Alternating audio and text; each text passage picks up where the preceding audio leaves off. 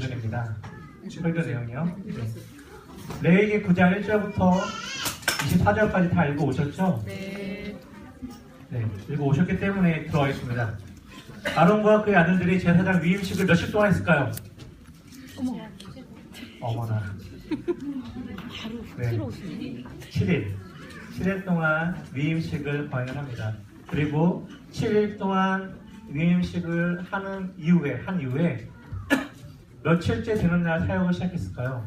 8째. 네, 감사합니다. 네, 8일째 되는 그 날부터 사역이 들어갑니다. 사역의 시작은 먼저 제사장을 위한 속죄제와 번제를 드림으로 시작을 합니다. 제사장의 속죄제를 위해서는 송아지가 필요하였습니다. 그리고 번제를 위해서는 순양이 필요했어요.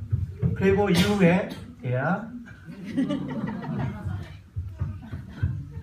그리고 백성들을 위해서 동일하게 속죄제와 번제 그리고 더 추가되어서 화목제와 소제를 드리게 됩니다. 다 기억하시죠?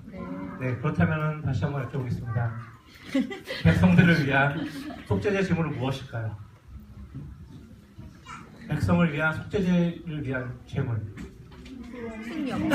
순영소입니다. 그리고 번제를 위해서는 1년 된 송아지와 어린 양, 화목제를 위해서는 수수와 순양, 소제물을 위해서는 기름 섞인 소제물을 준비하라고 했습니다. 근데 우리가 주목해야 되는 것은 계속해서 제사를 나오는데 왜 이 제사를 드릴까요? 라는 것입니다. 다시 말해서 우리가 주목해야 되는 부분은 제사의 순서입니다. 뭐의 순서라고요? 제사의 순서. 네, 제사의 순서입니다. 먼저 제사장이 속죄제와 번제를 드린 이유는 무엇일까요?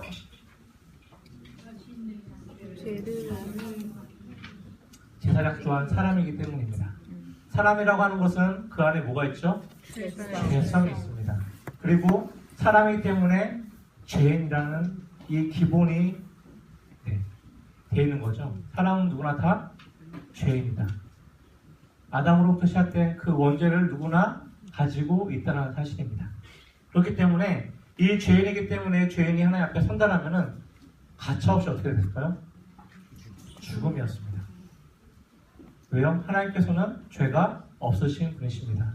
하나님께서는 죄성도 없으신 분이세요.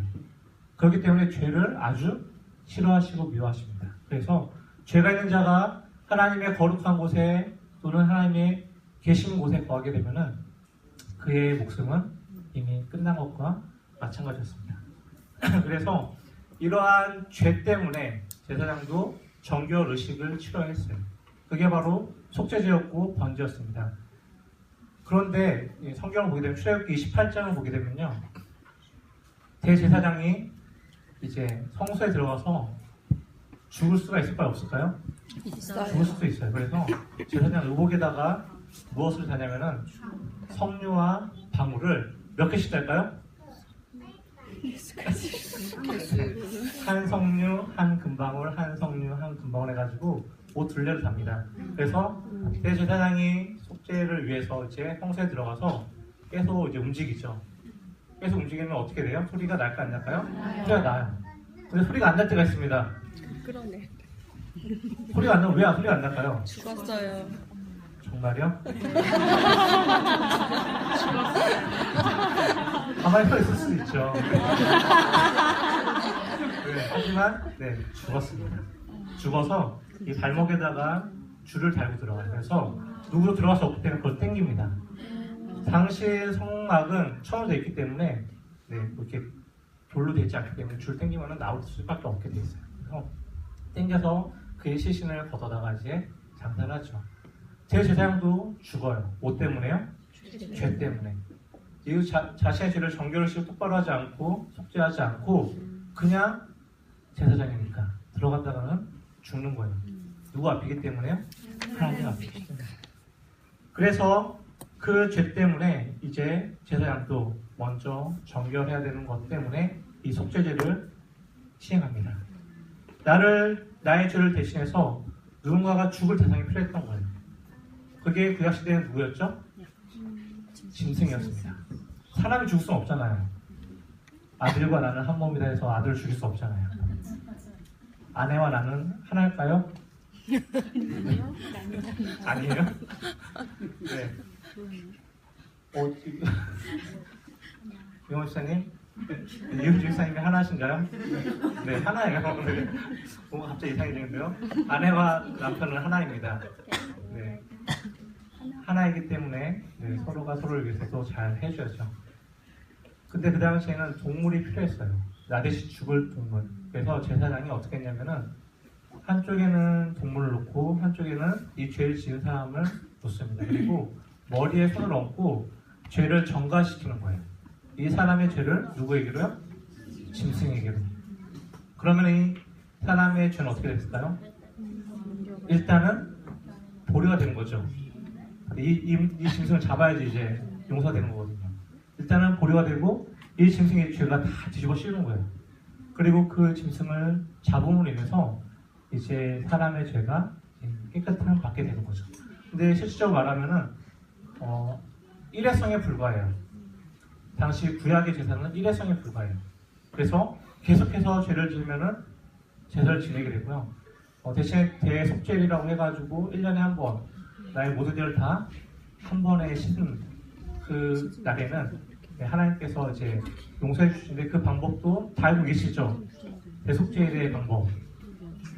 네, 짐승을 잡은 그 짐승의 피를 시은자 위에 뿌립니다. 시은자에 뿌리면은 하나님께서 어떤 뜻을 갖고 있냐면은 내가 그 죄를 보지 않겠다는 것입니다. 죄가 물론 이게 어떤 의미는 사안 있지만은 그 죄를 덮어버리겠다는 겁니다. 정확한 의미로는 이게 죄라면은 이 마이크를 이렇게 이게 피라면은 덮어서 하나님께서 보지 않겠다는 의미를 가지고 있어요. 이해가 되시죠? 네, 이래서 하나님께서 내가 너희 죄가 있지만은 보지 않겠다, 덮어버리겠다는 의미로 이제 짐승의 피가 필요했고요. 또 이제 그 당시 이제 짐승이 희생으로 드려졌습니다. 하지만 지금은 누구 때문에 우리가 이렇게 살 수 있죠? 예수님. 예수님께서 대제사장이 되셔서 전가시키는 일을 하신 거예요. 즉 우리의 죄를 본인 스스로 전가 받으신 거예요. 그래서 십자가에서 자신을 희생으로 드리고 화목제물로 드리고 속건제와 속죄제도 드리고 번제로 드림으로 인해서 우리가 지금은 나음을 받고 죄사함을 받고 이렇게 하나님을 믿고 있다는 것입니다. 그러면서 계속해서 이제 속죄제를 드리고 난 이후에 번제를 드리게 되죠. 이 번제에는 하나님을 향한 온전한 충성과 헌신을 담고 있는 그런 뜻을 갖고 있습니다. 하나님 앞에서 내가 온전하게 나의 삶을 드림으로 인해서 충성, 봉사, 헌신하겠습니다라는 의미가 어디에 있다고요? 번제에 있습니다. 그래서 제사장이 자신의 죄를 먼저 정결케 하고 번제를 드림으로 하나님 앞에서 충성하겠다라는 그러한 다짐을 하는 것이 바로 이 속죄제와 번제입니다. 그러고 난 후에 제사장은 백성들을 위해서 동일하게 속죄제와 번제와 화목제와 소제를 드리게 됩니다. 동일하게 속죄제, 백성들의 죄를 사하는 제사를 드리고요. 동일하게 또 번제와 마찬가지로 백성들조차도 하나님 앞에서 하나님의 백성이기 때문에 충성되고 헌신되는 그런 다짐을 하게 하는 것입니다. 그리고 화목제를 드림으로 인해서 서로가 화친을 맺고 또 하나님과 화목이 됨으로써 내가 어떻게 살 것인지를 결단하게 하는 그러한 의식을 취하게 됩니다. 그리고 소제를 통해서 우리의 하나님께 드려지는 이 봉사와 이 헌신이 순수한 마음, 다른 것을 바라는 것이 아니라 순수한 마음을 가지고 하나님께 나아갑니다라는 그러한 결단을 하기 위해서 이제 소제로서 이제 하나님께 드려지게 되는 것입니다. 이러한 순서는 성도는 믿음으로 죄사함을 받아야 하며 모든 삶에서 날마다 하나님께 순종해야 된다는 것을 의미하고 있습니다. 이해가 되시죠? 네. 그럼 여쭤볼게요.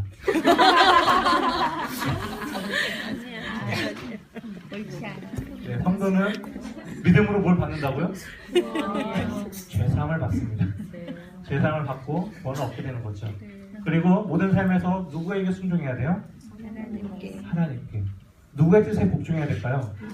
하나님의 뜻. 그런데 우리는 살아가다 보면은 하나님의 뜻이 아니라 누구의 뜻을 자꾸 구하죠?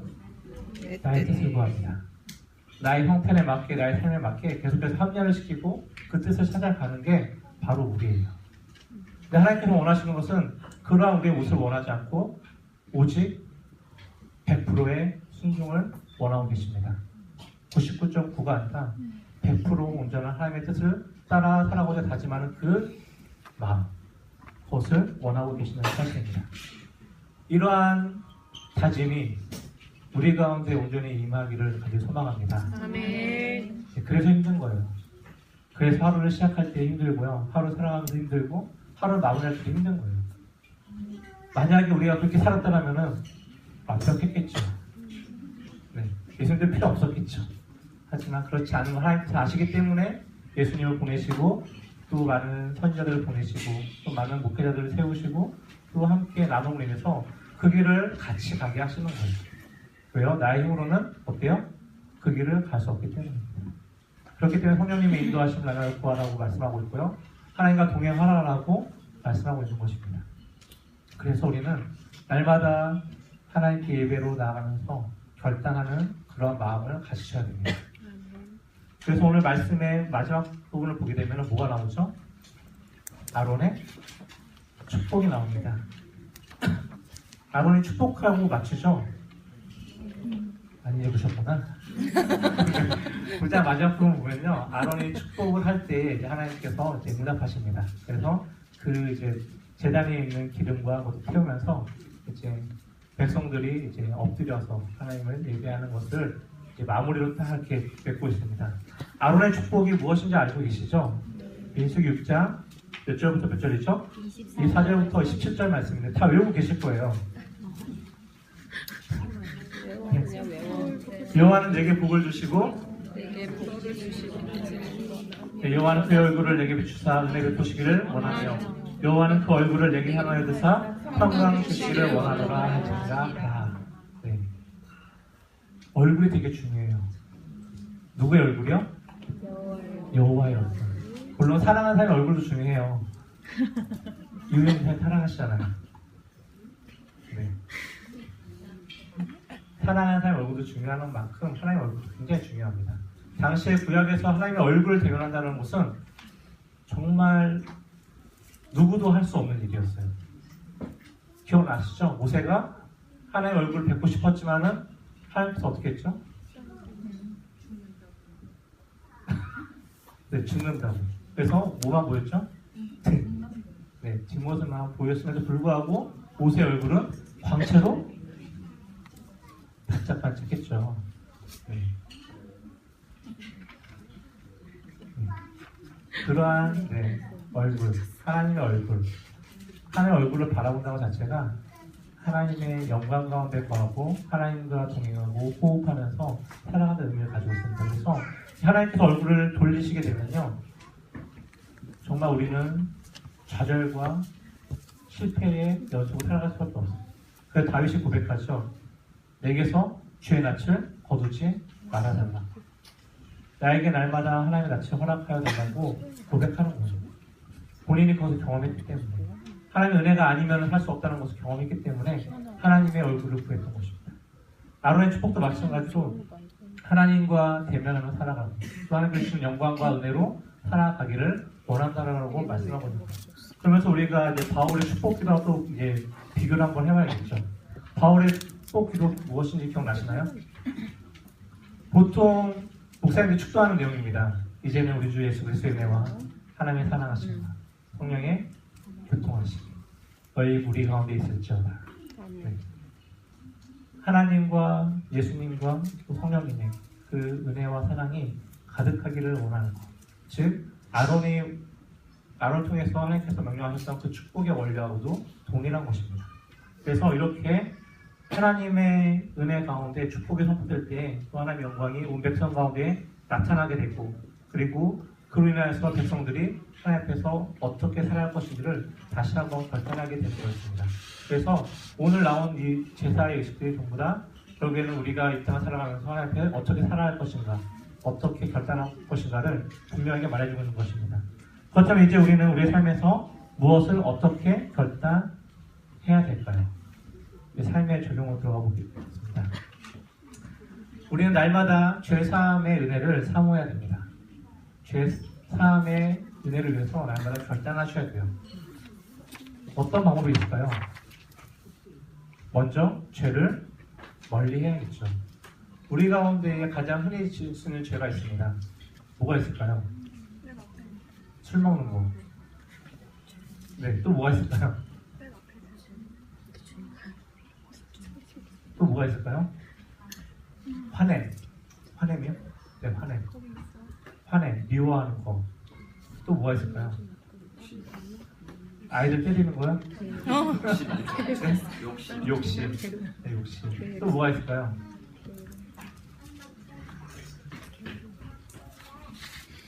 하루를 그냥 시작하는 거.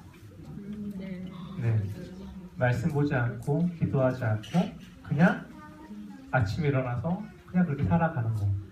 그것도 어쩌면 죄가 될 수 있습니다. 왜요? 하나님의 백성이기 때문에. 하나님의 자녀이기 때문에. 그리고 살아가면서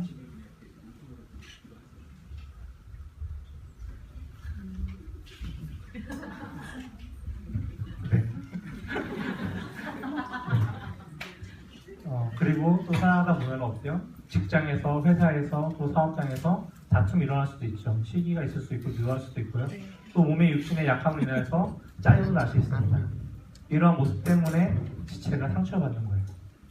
말 한마디, 나의 입술의 말 한마디 때문에 또 상처받을 수도 있고 그 상처가 그 사람을 죽일 수도 있습니다. 이런 모든 것들이 우리 삶 속에서 그냥 무한 반복적으로 일어나고 있는 거예요. 그런데 다시 한번 생각해 보시기 바랍니다. 이것들을 제어할 수 있을까요? 없을까요? 있습니다. 우리의 힘으로 할 수 없어요. 그렇기 때문에 성령님의 도우심이 필요한 거죠. 기도함으로, 말씀 보험으로 이것들을 하나하나씩 잡아가셔야 됩니다. 제가 교회 있으면 많이 웃을까요? 인상 쓸까요? 있어요. 어떻게 하셨어요? 권사님이 저보고 목사님 이렇게 싱글벙글 하세요? 이렇게 물어보는 거예요. 네. 근데 일단은 기본적으로 기분이 좋기도 하고요. 교회 있으니까. 또 제가 인상 쓰면은 같이 인상 쓰게 되잖아요. 목소리가 올라가면 같이 목소리 톤이 올라가게 되잖아요. 네. 그러한 것도 가지고 있습니다. 그리고 하나님의 자녀이기 때문에 더욱더 본이 되어야 된다는 생각도 갖고 있고요. 그래서 항상 웃으면서 좋은 마음을 가지고 살아가는데요. 이러한 모습 하나하나가 결국에 우리가 하나님의 자녀라는 사실을 이 땅 가운데 보여줄 수 있는 하나의 방편이기도 합니다. 그래서 우리의 죄악들을 하나님께 내려놓으면서 하나님께서 오늘도 나의 삶을 주장하여 주셔서라고 고백하셔야 되는 거예요. 네, 이것이 이제는 죄를 멀리하게 되는 하나의 시작이라고 생각을 합니다. 그 시작을 하셔야 되고 또 삶에서 하나님의 말씀에 순종하고자 결단하셔야 됩니다. 나의 뜻을 내려놓고 하나님께 어떻게 순종할 것인지 하나님 오늘도 나에게 말씀하여 주세요. 말씀을 공으로 기도를 함으로 하나님께서 마음을 움직여 주십니다. 처음에는 기도할 때 내가 원하는 기도를 하기 시작하죠. 하나님 뭐 주세요, 뭐 주세요, 뭐 주세요. 가만히 계셔보세요. 그러면은 마음이 움직이게 됩니다. 뭐 달랬던 기도가 바뀌기 시작해요. 하나님 오늘은 이거를 할 수 있게 해주세요. 그런데 그것이 나의 욕심이 아니라 하나님의 방법 가운데 하나님의 뜻을 나타낼 수 있는 일을 하게 해주세요 하는 기도를 자신도 모르게 하고 있을 거예요. 하나님의 음성에 더 귀 기울여보세요. 그러면 나의 기도가 바뀌기 시작합니다. 그래서 내 개인적인 기도가 아니라 나의 가정의 기도 중요하지만은 하나님의 나라와 하나님의 교회와 내가 속해 있는 공동체를 위해서 기도하기 시작할 거예요. 그러한 기도를 함으로 하나님의 뜻을 따라 하나님의 뜻을 찾아갈 수 있는 귀한 삶이 되기를 간절히 소망합니다. 마지막으로 하나님과 화목하게 살고자 결단하셔야 돼요. 하나님과 화목하려면 우리 가운데 먼저 얘기했던 것처럼 죄가 없어야 되고요. 죄를 지음에도 불구하고 하나님 앞에 회개하셔야 되고요. 그럼에도 불구하고 주님과 날마다 동행하셔야 됩니다. 날마다 그리스도의 십자가를 묵상하셔야 되고요. 우리에게 베풀어 주신 그 사랑이 얼마나 큰지를 다시 한번 고민하셔야 돼요. 다시 한번 기억하셔야 되고요. 생각해 보세요. 내가 이 땅을 살아가는데 너무 힘들어요. 진짜 힘드시죠? 네. 이렇게 거래처 만나기 힘드시죠? 네. 네. 갑이 될 때도 있고 을이 될 때도 있고 맨날 네. 여기 돌고 도는 그 갑과 을 사이에서 언제나 힘드시죠? 그래요. 네. 그 속에서 누구를 의지하시겠습니까? 네. 의리는 다행히. 하나님을 의지할 수밖에 없죠. 그러려면 하나님과 화목해야 됩니다. 예수님의 그 베푸신 사랑을 다시 한번 기억하면서 기뻐하실 수밖에 없을 거예요. 왜요? 내 뒤에 누가 계실까요? 하나님이 계시기 때문입니다. 예수 그리스도로 인하여서 하나님의 자녀가 되었기 때문에 우리 뒤에는 그분이 계시기 때문에 날마다 강하고 담대하게 나아가셔야 됩니다. 그것이 바로 성령 충만함이고 성령 충만함으로 우리의 삶 속에서 날마다 하나님과 화목하게 함께 하시기를 주님의 이름으로 축원합니다. 기도하겠습니다.